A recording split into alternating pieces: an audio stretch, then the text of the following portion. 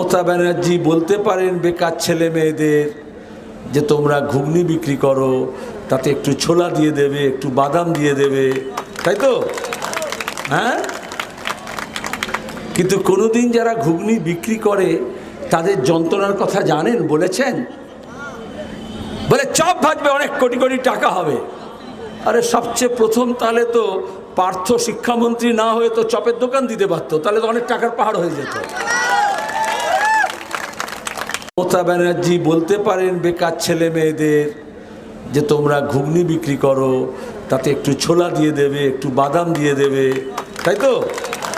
হ্যাঁ, কিন্তু কোনোদিন যারা ঘুগনি বিক্রি করে তাদের যন্ত্রণার কথা জানেন? বলেছেন?